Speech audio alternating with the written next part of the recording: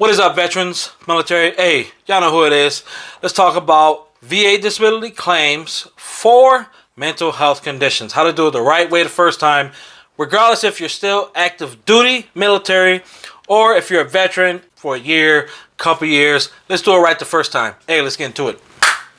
So, first of all, depending on how you plan on filing your mental health claim for VA benefits, you got to decide if you're going to file direct, meaning you had in-service complaints of anything, anxiety, depression, MST, PTSD, insomnia, whatever the case may be. You got to have in-service complaints if you plan on filing direct.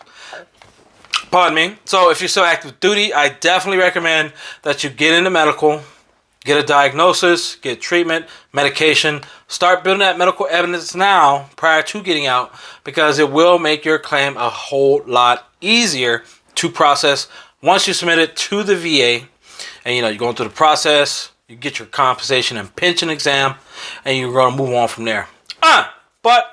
So that's for direct. Have in-service complaints, or diagnosis. Complaints go a long way. I always said this. But a diagnosis is even hardcore, concrete evidence, especially if you're going to file direct. If you're going to file secondary, you definitely need to show causation. How is your already service-connected disability causing, the mental health disability in which you're trying to seek VA disability benefits for? And you do this by going to your physician, going to your doctor, going to your psychiatrist. All of these people, you got to start complaining, build the history, build the causation. How is your back, your service-connected back, causing insomnia, anxiety, depression? How is IBS or GERD causing anxiety? So you definitely want to build that. Now, going into the evidence and everything.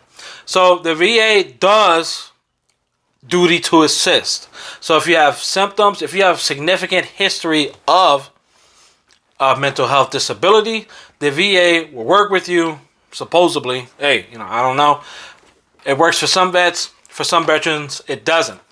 So with that being said, I definitely recommend seeking a doctor, a psychiatrist. Whether you're going direct or secondary, you're still going to need a psychiatrist to diagnose you with any mental health disability. Yet there's some disability, anxiety, depression, insomnia. Your physician, your regular treating, your primary care provider, they can assess and diagnose you as well. But stronger evidence is going to come from that psychiatrist, and definitely you want to make sure that psychiatrist is writing down any symptoms associated with your disability in reference to the CFR 38. Make sure you look at that, as well as the DBQ. The VA, they're going to be looking at your signs and symptoms first as it relates to the DBQ, in which they're going to be processing you on whenever you submit that claim. Yeah, you can submit a claim with a sufficient DBQ or disability benefits questionnaire. However, if you don't, you're going to leave it up to the compensation and pension examiner to do that for you. And if you're confident in your medical evidence, and you're confident whenever you go into that C&P exam, hey, good on you. You're not going to need that DBQ filled out.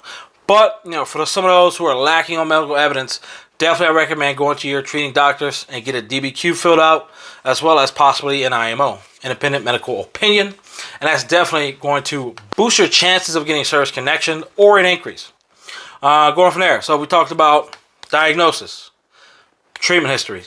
Depending on which route you plan on taking, direct service, you're going to need in-service complaints. Secondary, you're going to need to show causation for any mental health disabilities. And you got anxiety, insomnia, aggressive mood disorder, ADHD, PTSD. Now with PTSD claims, it gets a little more complicated. However, I got a couple of videos. I'll leave a link at the end, a link to the playlist. But, different beasts. Check those out. In summary, for veterans trying to get service connection for any mental health disability, definitely I recommend you having a diagnosis and some type of treatment history prior to submitting that claim, regardless if it's direct or secondary. And remember, direct in-service complaints.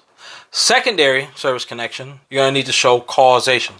How is your already service-connected VA disability causing the disability mental health in which you are trying to seek service connection for? Also, I definitely recommend that you all develop a personal statement, especially if your medical evidence doesn't capture your symptoms associated with any mental health disability in which you're trying to get VA disability for, as well as capture how is that disability affecting your personal and your occupational life.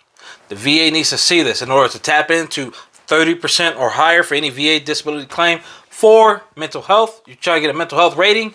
Hey, your diagnosis, treatment history, but that treatment history needs to show symptomology, impacts to your personal life, impacts to your occupational work life. That's how you tap in 30% or higher.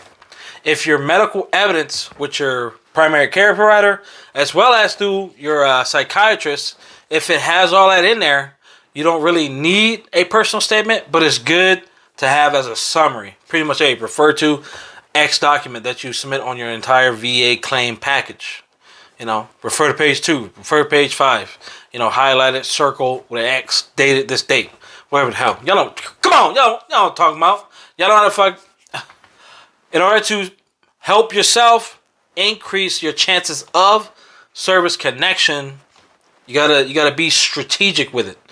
You know, the VA, they say, hey, you need this and that, but if you go in there with a diagnosis, treatment history that shows symptoms associated with your mental health disability, as well as either your medical evidence needs to capture how is that mental health disability been impacting your personal life, as well as how has it been affecting and impacting your professional life.